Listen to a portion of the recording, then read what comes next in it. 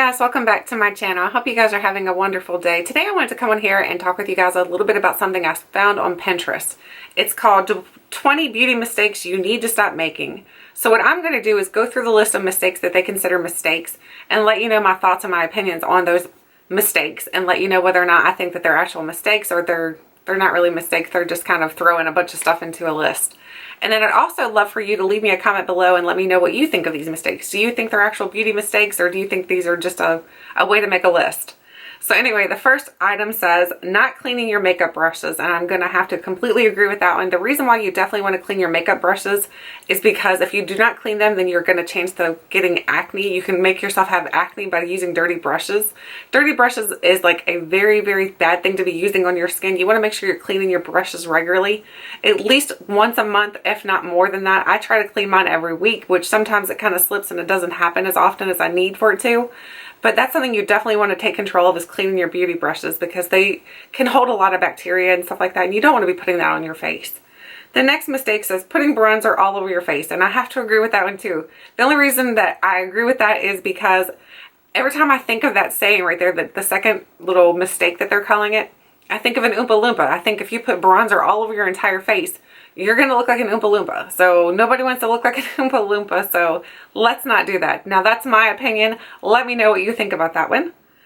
The next one says matching your foundation to the back of your hand, and that is an absolute no-no. Do not do that, because as you can tell, my hands are like very pinky. I have a lot of pink in my skin here, but the rest of my body, and I think it's because I have really poor circulation also, so my hands on my face do not match at all. Neither do my hands and my neck. They do not match. So the way you want to match your foundation is to take your foundation and rub it down the back of your neck right here. If you're testing out foundation, you want to rub it down right in this spot right here. And that's going to show you if your foundation truly matches, because then if it matches this part of your neck, then it should match the rest of your body. The other way that you can do it is go and find an app to help you do it, but that's not completely accurate. I would definitely do the neck test. That's the way that you should definitely test to see if the foundation matches your skin.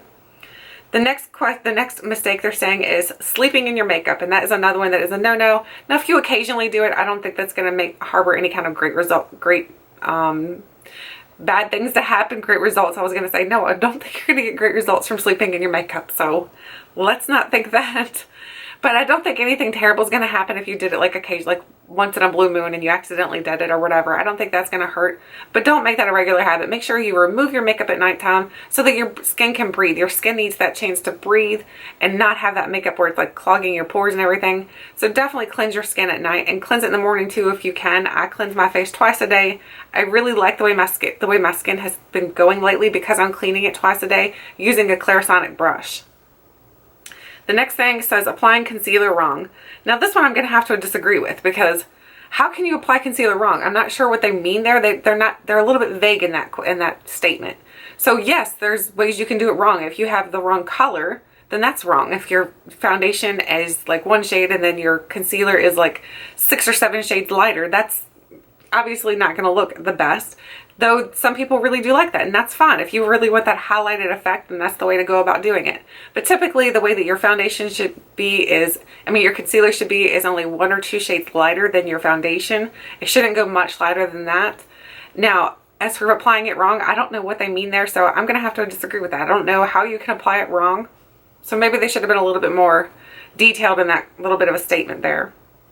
The next one says wearing a waterproof mascara every day, and I have to agree with this one too, because wearing waterproof mascara every single day on your lashes, I don't know for a fact, but I've heard that it's really bad on your lashes. It can start to make your lashes dry out and fall out. So I don't plan on trying that little thing, because I don't want my lashes to fall out. I only have like 5 lashes as it is, so I want to keep those 5 lashes.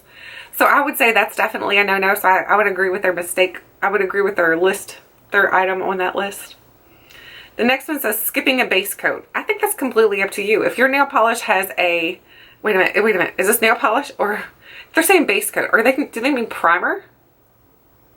I think they mean primer. So we're going to go with primer. And I think that's wrong too. I think you don't have to use a primer. If you're someone who's never used a primer before and you all of a sudden start using a primer, you're going to see a little bit of a difference. But if you're someone who never uses primer and you don't want to use a primer, I see nothing wrong with that. There's no rules to makeup when it comes to that type of thing. I don't know, I think of like being clean and stuff like that about your makeup. Yeah, you should definitely do that. However, about not wearing a primer, I don't think that's a beauty mistake. If you're trying to go for longevity, then yeah, you want to wear a primer because it's going to make your makeup last longer. And then you can also use a setting spray, so that's going to help help with the longevity also. So I disagree with that one too. The next one says using the wrong blush formula. Well, I don't understand why they would say that's the wrong thing to do, because I mean, if you have dry skin, I have very dry skin, and I can use a powder formula, I can use a cream formula for blush. It doesn't matter. I think maybe if they mean towards like oily skin, I don't know. You guys will have to let me know on that one, because I'm kind of up in the air with that one. I think it really depends on your skin tone, or skin type, not tone. But I think it depends on your skin type whether or not it's the wrong thing to do. I think for me, I can wear, like, I have dry skin and I can wear a powder blush, so I don't know what they mean there either. They're a little bit confusing on that one. Not using a primer with a glitter eyeshadow, and I completely agree with that one, because if you have a glitter eyeshadow, you need some sort of primer to hold that on, because if not, you're going to have glitter all underneath your eyes and it's just going to be a terrible mess throughout the day. So definitely find a good glitter based type of primer. NYX just came out with one, and then of course Too Faced has one. I think even Ulta has one. I'm not positive, but I think they even have one. So definitely check those out, because if you're going to be planning to wear a glitter eyeshadow, then you definitely want to use a glitter primer. Wearing too much foundation, I skipped that one. And again, I think that depends on the person. I think if you have, like I have acne prone skin, and I also have acne scars. So for me, I do layer up my foundation pretty good. I put like 2 or 3 pumps on, and I don't mind whatsoever. For me, that's good. As long as my skin looks covered, I think that depends on the person.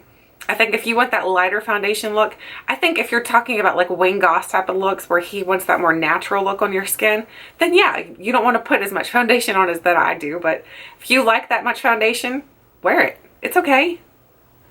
The next one is applying your blush incorrectly. Now, I know there's a couple different ways you can apply your blush. They have the draping technique. They have the one that goes up onto the temples, which is what I typically do. I take it up onto my temples a little bit. There's all kinds of ways you can apply your blush. I keep wanting to say brush. There's all sorts of ways you can apply your blush. I don't think there's a wrong way you can do it. Again, I think that's all up to the person, how they want to wear their blush. I don't think that's a mistake. The next one, it says adding nail polish remover to thin out old lacquers. So I have heard that is a no-no. You shouldn't do that. You can actually buy a thinner. I've never tried this technique before. You'll have to let me know in the comment section below whether or not you think that's a no-no. I've never tried that, but I've heard that that is a no-no, that it can actually ruin the formulation of your nail polish. So I would think, wait a minute, adding nail polish remover to thin out, yeah.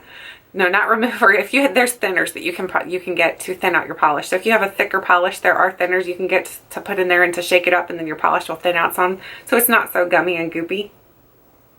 Applying makeup in the wrong lighting. Now that one I completely agree with. You want to have good lighting when you're doing your makeup, because you want to have more of like a natural type of daylight setting for your makeup, so that when you go outside, your makeup still looks the same as it did when you were putting it on in your mirror. So the best thing to do there is to go to whatever store and find a natural daylight light bulb, and then use that when you're doing your makeup, because that's going to give you the best representation of what your makeup's going to look like outside versus inside. So I do agree with that one. Then we have number 17, keeping makeup on for too long. Keeping makeup for too long. Yes, definitely do not be keeping, I think if it's a powder makeup, I don't think it really matters. I think as long as you're taking care of your makeup, I don't think that really matters. But now liquid makeups, I definitely think that they do have an expiration, but you're going to be able to tell when it expires. It's going to separate, it's going to smell a little bit weird, it's not going to apply the same way. You're going to be able to tell it. So you can either write the date on things when you first purchase an item to help figure out, you know, hey, I've had this for so long. Or you can also just kind of go by how it looks in the bottle. I mean, I typically go by how it looks in the bottle and how it smells.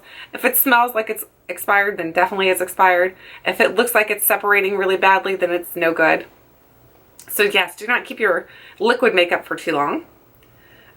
Number 18, applying the wrong shade of concealer. So we just talked about that earlier, because I said the concealer, you want to make sure that that is only 1 or 2 shades lighter than your actual foundation. You don't want to go much lighter than that, or you don't want to go, I don't think you would go much lighter than that. Personally, that's my personal opinion though. If you like that highlighted look, go for it, you rock it.